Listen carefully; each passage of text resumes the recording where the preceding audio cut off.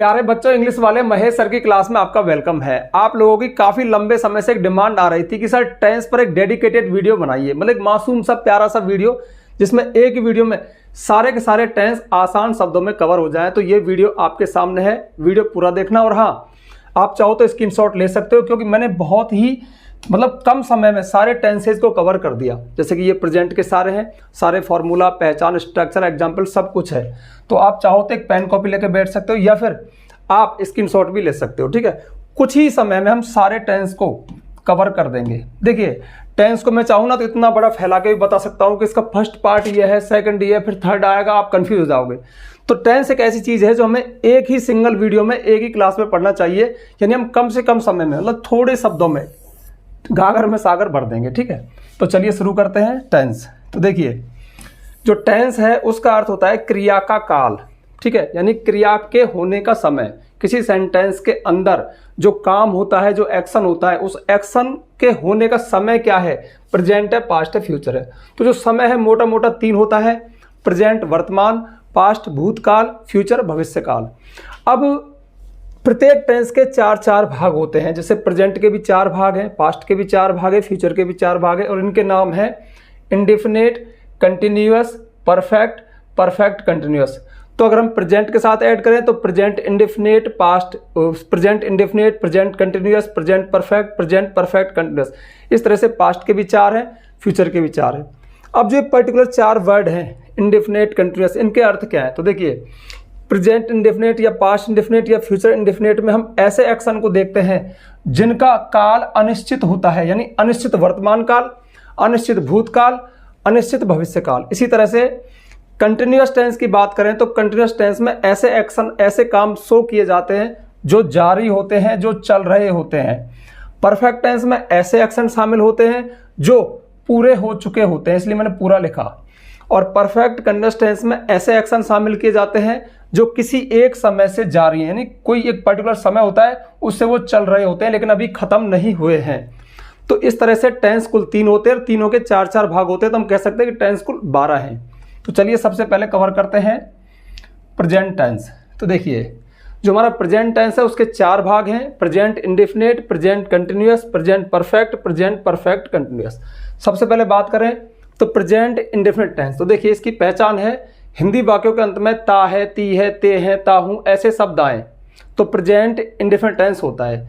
इसका स्ट्रक्चर यहाँ पे साफ लिखा हुआ है कि अगर आपको अफर्मेटिव सेंटेंस बनाना है, सकारात्मक वाक्य बनाना है, तो सब्जेक्ट के साथ V1 आएगा, यानी वर्ब की फर्स्ट फॉर्म। यदि सब्जेक्ट सिंगुलर है, ही, सी, इट, नेम या कोई एक नाम है, तो वर्ब की फर्स्ट फॉर्म में एस अथवा ईएस ऐड होता है। अगर सब्जेक्ट आई, वी, यू, दे या ज़्यादा है, प्लूरल है, तो सिर्फ V1 आती है अफर्मेटिव सेंटेंस में। इस टेंस की हेल्पिंग वर्ब है डू और डज, जो केवल नेगेटिव इंट्रोगेटिव सेंटेंस में यूज होती हैं।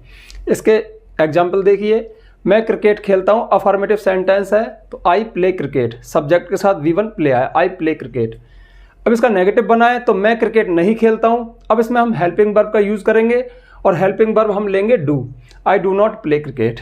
वह क्रिकेट खेलता है, यहाँ पे मैंने सब्जेक्ट को चेंज किया तो वह के साथ आएगा ही प्लेज क्रिकेट, यानी वर्ब में हमने एस को ऐड कर दिया क्योंकि सब्जेक्ट सिंगुलर है।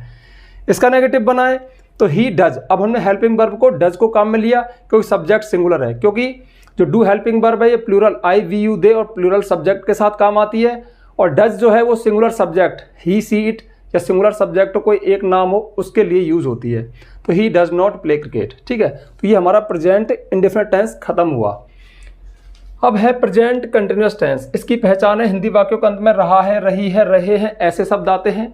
इसका स्ट्रक्चर है सब्जेक्ट प्लस इजेमार प्लस V1 में ING। ठीक है, मैं एक पत्र लिख रहा हूं, I am writing a letter. ठीक है, ये अफर्मेटिव सेंटेंस है, आई के साथ। हाँ, इजेमार में अगर सब्जेक्ट आई है तो एम आता है।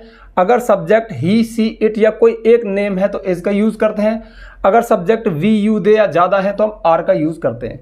इजेमार हेल्पिंग वर्ब है और main verb V1 plus ING आता है। आप ऐसे समझो कि जब भी रहा रही सेंटेंस में आए तो हम V1 में ING का यूज करते हैं।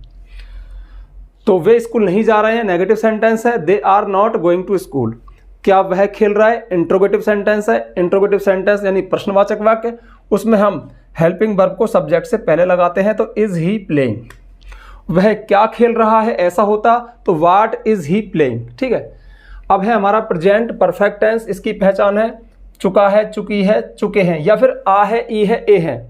मतलब चुका है, चुके भी आ सकता है, या फिर आ है, ई है, ए है भी आ सकता है। जैसे एग्जाम्पल से देखो, पहले इसका स्ट्रक्चर देखो, फॉर्मूला सब्जेक्ट के साथ हेल्पिंग वर्ब है इसकी हैज अथवा हैव। ठीक है, अगर सब्जेक्ट सिंगुलर है, ही है, सी है, इट है, या कोई एक नाम है तो हैज का यूज करेंगे। यदि सब्जेक्ट आई है, वी है, यू है, दे है तो हैव का यूज करते हैं। इसमें हम वर्ब की थर्ड फॉर्म का इस्तेमाल करते हैं प्रेजेंट परफेक्ट टेंस में। तो मैं खाना खा चुका हूं, आई हैव ईटन फूड, तो आई के साथ मैंने हैव का यूज किया और थर्ड फॉर्म लगाई ईटन, ईट एट ईटन। रोहन, अब देखो मैं खाना खा चुका हूं या मैंने खाना खा लिया है, हम ऐसे भी बोल सकते हैं। अगर हमने ऐसा बोला तब भी प्रेजेंट परफेक्ट टेंस है। परफेक्ट टेंस मतलब पूरा होना दिखाता है। यहाँ पे काम चल रहे होते हैं, यहाँ पे काम पूरे हो जाते हैं। जब चल रहे हो, जब जो काम चल रहे हैं उनको हम आईएनजी फॉर्म से दिखाते हैं, ठीक है, V1 प्लस आईएनजी। और जब काम पूरे हो जाते हैं तो वर्ब की थर्ड फॉर्म से दिखाते हैं। हेल्पिंग वर्ब तो चेंज होंगी, इधर इज एम आर है, इधर हैज हैव है। तो मैंने खाना खा लिया है, तब भी इसकी अंग्रेजी यही बनती। रोहन सो लिया है, एक तो मैं बोलूँ रोहन सो चुका है, एक मैं बोलूँ रोहन सो लिया है, बात तो एक ही है ना, काम तो पूरा हुआ ना। तो रोहन हैज स्लेप्ट, तो रोहन एक था तो हमने हैज का यूज किया। आई वी यू दे के साथ हमने हैव का यूज किया। रवि स्कूल नहीं गया है, या रवि स्कूल नहीं जा चुका है या नहीं गया है, एक ही बात है। तो इसलिए मैंने पहचान में लिखा चुका है, चुकी है, चुके हैं, या फिर आ है, ई है, ए है। एक्शन होना चाहिए पूरा। तो Ravi has not gone to school, Ravi school नहीं गया है। अगला है perfect continuous tense. Perfect continuous tense एक ऐसा टेंस होता है जिसमें कोई काम कंटिन्यूटी में तो होता है लेकिन कुछ समय से चल रहा होता है और अभी तक पूरा नहीं हुआ होता है। जैसे पहले इसके स्ट्रक्चर देखो, सब्जेक्ट प्लस हैज बीन अथवा have been plus V1 plus ING. देखो आप V1 आईएनजी तो इसलिए याद कर सकते हो कि जहां भी रहा रही आता है ना, जब कंटिन्यूटी में कोई काम होता है तो हम V1 आईएनजी लगाते हैं, तो इधर भी जा रही है तो फिर इधर भी जा रही है। लेकिन हेल्पिंग वर्ब हमने इस परफेक्ट टेंस की हेल्पिंग वर्ब है हैज हैव, उनमें एक बीन और ऐड कर दो, परफेक्ट कंटिन्यूअस टेंस की हेल्पिंग वर्ब बन जाती हैं। जैसे वे सुबह से खेल रहे हैं, तो they have been playing since morning. अब इसमें जो समय आता है ना, सुबह से, 2 बजे से, 2 घंटे से, ऐसा समय और दिया होता है। उस समय के लिए, उस समय से पहले हम सिंस अथवा फॉर का यूज करते हैं।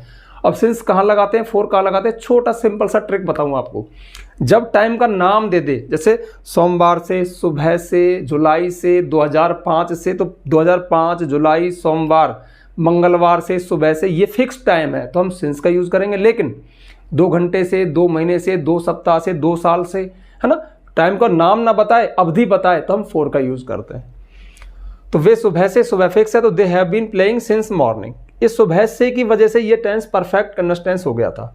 राम 2 दिन से नहीं पढ़ रहा है, इसका नेगेटिव बना है तो नेगेटिव बनेगा Ram has not been reading for 2 days. अब ध्यान रखना, जब हमारी हेल्पिंग वर्ब डबल आती हैं, जोड़े में आती है, जैसे हैज़ बीन, हैव बीन, है ना, इधर तो अभी सिंगल ही चल रही है, अभी आएगा विल बी, शैल बी, तो विल बी 2 वर्ड है, हैज़ बीन 2 वर्ड है। अगर नेगेटिव बनाना हो तो नॉट बीच में फंसता है, हैज़ के और नॉट के, हैव के और नॉट के।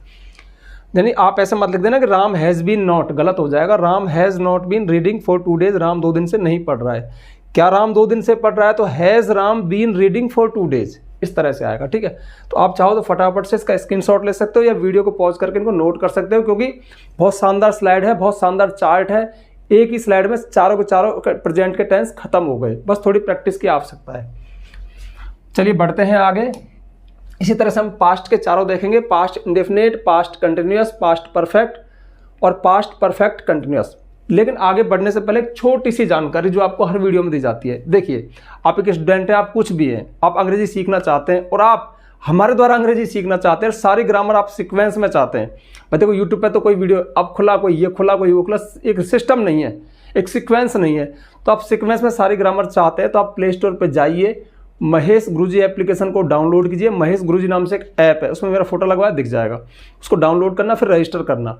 उसके पेड कोर्स में आपको एक कंप्लीट इंग्लिश ग्रामर कोर्स मिलेगा, जिसमें आपको सारी इंग्लिश ग्रामर जितनी भी होती है सब सीक्वेंस में मिलेगी, साथ में PDF नोट्स भी है। साथ में अगर आप इंग्लिश राइटिंग सीखना चाहते हैं, इंग्लिश लिखना सीखना चाहते हैं, तो इंग्लिश राइटिंग कोर्स भी है, मतलब अंग्रेजी लिखना कैसे सीखें, उसमें भी इंग्लिश ग्रामर है। लेकिन उसका हमने एंगल कर दिया कि आप राइटिंग में ग्रामर किस तरह से हेल्प करती है, तो वहाँ पे ग्रामर मिल जाएगी, राइटिंग भी मिल जाएगी।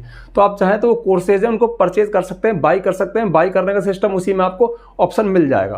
भाई थोड़ी सी फीस, अब वो एक्स्ट्रा मेहनत की है, थोड़ी फीस तो लगेगी, ठीक है। और यूट्यूब पे फ्री कंटेंट है लेकिन बिखरा पड़ा है। तो चलिए अब देखते हैं पास्ट इंडेफिनिट टेंस। इसकी पहचान है या तो सेंटेंस आईए पे रुक जाए। आईए से मतलब है गया, आया, देखा। अब जो आईए है ना, ये क्रिया में ऐड होना चाहिए। से गया, आई, पकाया, देखा, तब भी पास्ट इंडेफिनिट टेंस होता है। या फिर आ था, ई थी, ये थे, यानी गया था, आई थी, देखा था, लिखा था, खाया था। अब बहुत सारे मतलब बचपन में हम थोड़ा गलत पढ़ लेते हैं, इसकी पहचान पढ़ लेते हैं, ता था, ती थी, ते थे, जो कि गलत है। वो तो स्ट्रक्चर ही अलग है, उसमें मॉडल का यूज करते हैं, वुड का फिर या फिर यूज टू का। लेकिन ये चीज है पास्ट इंडेफिनिट टेंस, एक्शन वो वाला दिखाता है जिसमें कोई एक्शन पास्ट में हुआ। अब उसको आप हुआ था बोल दो या हुआ बोल दो, मैं खेला था या मैं खेला, मैं गया था या मैं गया, ऐसे बोल दो, बात एक ही है। आपको वर्ब की सेकंड फॉर्म का इस्तेमाल करके बनाना है। तो स्ट्रक्चर क्या है, सब्जेक्ट प्लस V2 यानी वर्ब की सेकंड फॉर्म आती है। हेल्पिंग वर्ब है इसकी डिड, लेकिन डिड का यूज हम नेगेटिव या इंट्रोगेटिव सेंटेंस में ही करेंगे। अफर्मेटिव सेंटेंस में वर्ब की सेकंड फॉर्म V2 का इस्तेमाल करते हैं। जैसे मैं कल आगरा गया था, I went to Agra yesterday, ठीक है। या फिर मैं कल आगरा गया था, ठीक है, आई वेंट टू आगरा। मैं कल आगरा गया, अब भी वही बात है, आप पास्ट में तो कल ही तो गए थे ना। जब आपने कोई भी काम पास्ट में किया था तो पास्ट इंडेफिनिट टेंस हो गया, वर्ब की सेकंड फॉर्म आएगी। अब उस गलत पहचान के साथ देखें तो मैं कल आगरा जाता था, ऐसा तो बोल ही नहीं सकते हम। मैं कल आगरा जाता था ऐसा बोलेंगे कि नहीं बोलेंगे ना। मैं कल आगरा गया था। रवि कल स्कूल नहीं गया या रवि कल स्कूल नहीं गया था, एक ही बात है, इसलिए मैंने आ था, ई थी, ये दोनों लिखा दिए। Ravi did not go to school yesterday, Ravi कल स्कूल नहीं गया, ये नेगेटिव सेंटेंस है तो हेल्पिंग वर्ब डिड लगाई। एक खास बात, जब अफर्मेटिव सेंटेंस है तो वर्ब की सेकंड फॉर्म लगाई वेंट, लेकिन जैसे हमने डिड का इस्तेमाल किया, क्यों किया, क्योंकि सेंटेंस नेगेटिव है तो हमें डिड का इस्तेमाल करना पड़ेगा, हेल्पिंग वर्ब लगानी पड़ेगी। तब हम डिड के साथ, देखो ये मैंने लगाया गो, तो डिड के साथ वर्ब की फर्स्ट फॉर्म आती है। तुम वहाँ क्यों गए थे, इंट्रोगेटिव सेंटेंस से कुछ पूछ रहा है, प्रश्न है, तो प्रश्न में क्या करते हैं, सबसे पहले क्यों, कब, कहाँ की अंग्रेजी वाई, उसके बाद हेल्पिंग वर्ब आएगी डिड स्टेंस की, उसके बाद यू, फिर सब्जेक्ट, फिर उसके बाद सब्जेक्ट, उसके बाद वर्ब। अब देखो डिड के साथ फिर यहाँ पे गो हो गया, why did you go there. ये इंट्रोगेटिव नेगेटिव होता है, तुम वहाँ क्यों नहीं गए थे, वाई डिड यू नॉट। अगर इंट्रोगेटिव नेगेटिव होता है तो सब कुछ यही रहेगा प्रश्न की तरह से, एक नॉट है ना वो सब्जेक्ट के बाद आता है। ये इसी टेंस की बात नहीं, सभी टेंसों की बात है। अगला है कंटिन्यूअस टेंस यानी पास्ट कंटिन्यूअस टेंस। तो देखो रहा था, रही थी, रहे थे, उधर क्या था, रहा है, रही है, रहे हैं, यहाँ है रहा था, रही थी, रहे थे। अब जब भी रहा रही आ रहा है तो V1 ING तो आएगी, तो इसकी स्ट्रक्चर है सब्जेक्ट प्लस वाज वर्ब। उधर हेल्पिंग वर्ब क्या थी, प्रेजेंट कंटिन्यूअस टेंस में इज एम आर, इधर है was verb, subject plus was verb plus V1 plus ING। वे पढ़ रहे थे, दे वर रीडिंग, ये होता है प्रेजेंट कंटिन्यूअस टेंस। तो कैसे बोलते, वे पढ़ रहे हैं, दे आर रीडिंग, लेकिन अभी क्या है, दे वर रीडिंग। अमन बाजार नहीं जा रहा था, Aman was not going to the market. क्या तुम हंस रहे थे, ये इंट्रोगेटिव है, वर यू लाफिंग, क्या तुम हंस रहे, तुम क्यों हंस रहे थे, वाई वर यू लाफिंग, तुम क्यों नहीं हंस रहे थे, why were you not laughing. अच्छा, इसमें हेल्पिंग वर्ब दो हैं, वाज और वर। तो देखिए वाज का अर्थ होता है था, वर का अर्थ होता है थे। जब सब्जेक्ट एक ही हो, ही सीट नेम हो या फिर आई भी हो तो भी वाज का यूज करेंगे।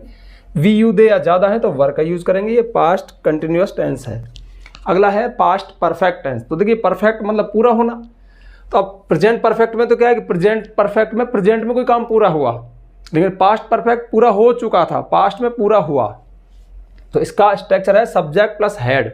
सब्जेक्ट कोई भी हो सबके साथ हेड आएगा, प्लस वर्ब की थर्ड फॉर्म आती है। एग्जाम्पल देखो, वे सो चुके थे, दे हैड स्लेप्ट। जब मैं घर पहुंचा मेहमान जा चुके थे, when I reached home the guest had gone. अब आप कहोगे सर ये क्या है, तो देखिए अगर असल बात की जाए तो पास्ट परफेक्ट टेंस का यूज तब होता है जब पास्ट में कोई दो एक्शन होते हैं, यानी जब पास्ट में एक ही एक्शन हुआ है, एक ही काम हुआ है, तो फिर हम पास्ट इंडेफिनिट टेंस का यूज करते हैं। जैसे मैं आगरा गया था, कोई भी एक काम हुआ पास्ट में, past indefinite tense, subject plus V2।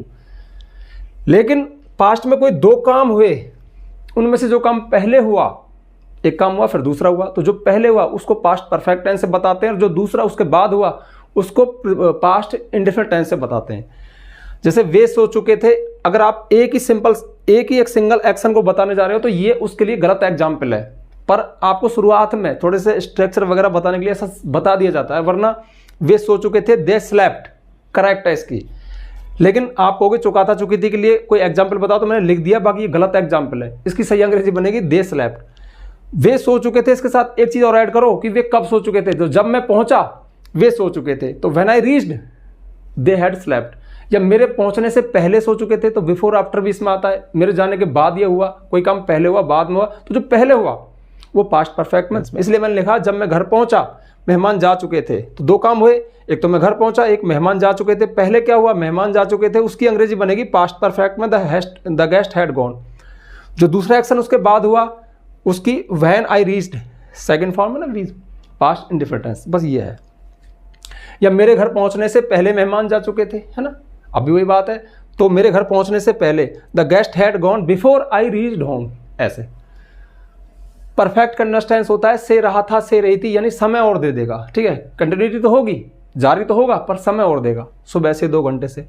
तो इसका स्ट्रक्चर है subject plus had been plus verb की फर्स्ट फॉर्म में आईएनजी, V1 प्लस आईएनजी। वे 2 घंटे से हंस रहे थे, they had been playing, they had been laughing for 2 hours. अब 2 घंटे अवधि है तो 4 लगाया, लेकिन 2 बजे से हंस रहे थे होता तो मैं सिंस 2 o'clock लगाता। रवि सोमवार से स्कूल नहीं जा रहा था, रवि हैड नॉट बीन। अब देखो हैड बीन डबल है, हैड और बीन, तो मैंने नॉट कहाँ फंसा है, बीच में। Ravi had not been going to school since Monday, सोमवार से। अब सोमवार में सिंस क्यों लगाया, फिक्स है सोमवार, सोमवार है, मंगलवार है, कोई भी नाम दे दे, किसी सप्ताह का नाम, महीने का नाम, दिन का नाम, वार का नाम, तो हम सिंस लगाते हैं। लेकिन नाम ना दे, सिर्फ ये बताया कि 3 महीने से, 2 घंटे से, तो 4 लगाते हैं। तो ये हो गया, ठीक है। नॉट कहाँ फंसा है, बीच में। तो आप चाहो तो इसका स्क्रीनशॉट ले सकते हो या इसको नोट कर सकते हो। अब है हमारा लास्ट फ्यूचर टेंस। तो फ्यूचर के भी 4 भाग हैं, future indefinite, future continuous, future perfect, future perfect continuous. सबसे पहले फ्यूचर इंडेफिनिट, बहुत सिंपल है इसकी पहचान। जब सेंटेंस के अंत में गा गी गया है, जैसे आऊँगा, जाऊँगा, खेलूँगा, खेलेगी, लिखेगा, पढ़ेगा, इस तरह से कोई भी एक्शन जो फ्यूचर में होगा कभी, इसका स्ट्रक्चर है सब्जेक्ट प्लस विल अथवा सेल प्लस V1। तो विल और सेल इसकी हेल्पिंग वर्ब है। ये 2 क्यों है, क्योंकि सब्जेक्ट का चक्कर है। यदि सब्जेक्ट आई और वी है, आई और वी, तो हम सेल का यूज करेंगे। आई और वी, देखो आई और वी ऐसे, ठीक है, आई और वी। और आई और वी को छोड़कर और जो भी बच गए सबके साथ हम विल का यूज करते हैं। लेकिन आप चाहो तो सभी सब्जेक्ट के साथ अफर्मेटिव सेंटेंस में विल का यूज भी कर सकते हो, ये छूट है। आजकल ऐसा लिखते हैं मॉडर्न इंग्लिश में और बोलने में भी। मैं कल दिल्ली जाऊंगा तो आई शैल गो टू दिल्ली टुमारो। मैं कल दिल्ली जाऊंगा, मैंने शैल का यूज किया, लेकिन मैं चाहूँ ना तो मैं I will go to Delhi tomorrow भी लिख सकता हूँ, वो भी करेक्ट है। यानी सभी सब्जेक्ट के साथ हम विल का ही यूज कर सकते हैं। रोहित कल क्रिकेट नहीं खेलेगा, Rohit will not play cricket tomorrow, ठीक है, नेगेटिव हो गया। फ्यूचर कंटिन्यूअस में रहा होगा, रही होगी, तो देखिए सब्जेक्ट प्लस विल बी अथवा shall be plus V1 plus ING. ये कंटिन्यूअस टेंस है तो आईएनजी फॉर्म तो आएगी, हेल्पिंग वर्ब चेंज हो गई, विल बी शैल बी है, तो वे खेल रहे होंगे, दे विल बी प्लेइंग। हम कल स्कूल नहीं जा रहे होंगे, नेगेटिव है। अब नेगेटिव देखो शैल बी, 2 है ना, डबल है, तो नॉट कहाँ फंसा, बीच में। We shall not be going to school tomorrow. क्या हम कल स्कूल जा रहे होंगे, तो शैल वी बी। अब देखो अब इंट्रोगेटिव में भी ये इधर उधर होंगी, शैल वी बी, शैल आएगा फिर वी और फिर शैल वी और फिर बी वाला बी। अच्छा, इसके बाद है परफेक्ट टेंस। तो फ्यूचर परफेक्ट टेंस में चुका होगा, चुकी होगी, चुके होंगे, ऐसे वर्ड आएंगे। ऐसे मत समझना कि रहा होगा, रही होगी, अरे वो तो जगह नहीं थी, रहे होंगे और भी है। चुका होगा, चुकी होगी, चुके होंगे और भी है। सब्जेक्ट प्लस विल हैव अथवा शैल हैव, तो ये सब्जेक्ट का चक्कर है कि आई वी के साथ शैल हैव लगाओ या सबके साथ विल हैव भी लगा सकते हो। प्लस V3 परफेक्ट टेंस में वर्ब की थर्ड फॉर्म आती है। लड़के स्कूल जा चुके होंगे, the boys will have gone to school, ठीक है, जा चुके होंगे। क्या वे खाना नहीं खा चुके होंगे, will they not have eaten food, will they not have. देखो इंट्रोगेटिव नेगेटिव में क्या वाला, तो विल हेल्पिंग वर्ब शुरू होगा और सब्जेक्ट के बाद आया not, will they not have eaten food, क्या वे खाना नहीं खा चुके होंगे। लास्ट है हमारा फ्यूचर परफेक्ट कंटिन्यूअस टेंस। इसकी पहचान है से रहा होगा, से रही होगी, से रहे होंगे, यानी समय और दे देगा। Subject plus will have been अथवा shall have been plus V1 plus ING, और सिंस 4 तो लगेगा ही। वे 2 दिन से पढ़ रहे होंगे, तो they will have been reading for 2 days। तुम सोमवार से स्कूल क्यों नहीं जा रहे होगे, why will you not have been going to school since Monday. ये इंट्रोगेटिव नेगेटिव है ना, वाई विल यू, अब नो देखो नॉट आया, why will you not have been going to school since Monday. तो इस तरह से आपके सारे के सारे टेंस खत्म हुए। मैं इतनी मेहनत कराई है, सारे 12 टेंस आपको कुछ ही देर में कवर किए, तो थोड़ा सा अब तुमने कुछ सीखा होगा, तो फटाफट से ये आपका होमवर्क है, इट्स योर होमवर्क, ठीक है, ये तुम्हारा होमवर्क है। ये जो कुछ 8 सेंटेंस हैं ये टेंस के ही हैं, तो फटाफट से इस वीडियो को 1-2 बार देखना, आपको दिमाग में चला जाएगा और नोट भी कर सकते हो। उसके बाद में इनकी ट्रांसलेशन, टेंस में से ही सारे सेंटेंस आप कमेंट बॉक्स में लिख सकते हो, मैं चेक कर लूंगा, मुझे खुशी होगी, ठीक है। तो जल्दी से वीडियो को लाइक कर दो, ज़्यादा से ज़्यादा शेयर करना, चैनल पर नए आए हो चैनल को सब्सक्राइब करना, बेल आइकन प्रेस करना, ताकि आपको आने वाले वीडियोस की नोटिफिकेशन मिल जाए। आज के लिए बस इतना ही, मिलते हैं नेक्स्ट वीडियो नेक्स्ट टॉपिक के साथ, तब तक के लिए बाय।